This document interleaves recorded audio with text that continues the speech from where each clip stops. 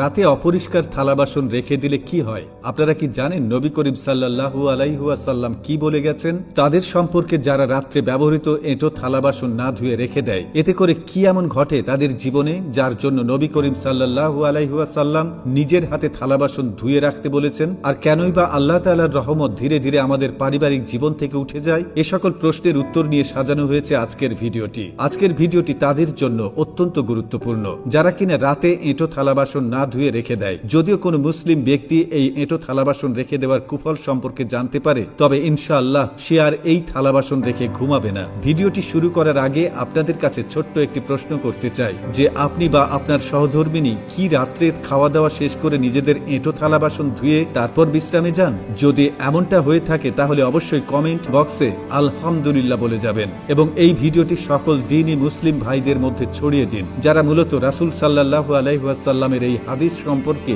না জেনে রাতে থালা বাসন না ধুয়ে রেখে দেয়। তো চলুন ভিডিওটি শুরু করা যাক।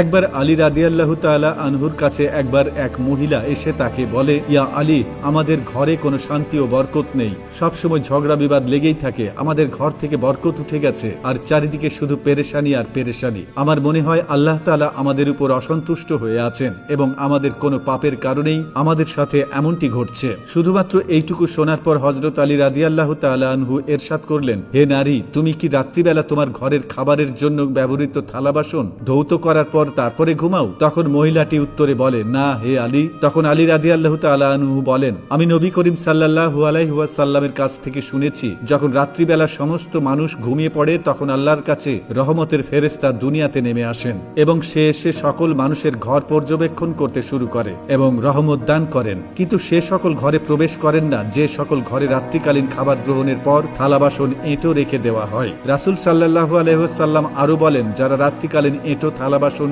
সেভাবেই রেখে দেয়, তখন রাতেই ঘরে বদ জিন প্রবেশ করে, সেই থালা বাসনগুলো চাটতে শুরু করে। এছাড়াও সেই থালা বাসনের উপর শয়তানেরা থুথু ফেলে। আর প্রিয় বোনেরা, নিজের ঘর সংসারের উপরে রহমত আনতে চাইলে এবং আল্লাহর প্রিয় নবীকে সন্তুষ্ট করতে চাইলে অবশ্যই রাত্রিকালীন ব্যবহৃত থালা বাসনগুলো পরিষ্কার করে ঢেকে রাখবেন। হে আল্লাহ, আমাদের রাসূল সাল্লাল্লাহু আলাইহি ওয়াসাল্লামের বলে যাওয়া সকল কথা বোঝার তৌফিক দান করুন, আমিন। তো দর্শক, আজ এ পর্যন্তই। আবার আসবো নতুন সব তথ্য নিয়ে। সে পর্যন্ত সবাই ভালো থাকুন, সুস্থ থাকুন। এতক্ষণ আমাদের সাথে থাকার জন্য আপনাকে অসংখ্য ধন্যবাদ।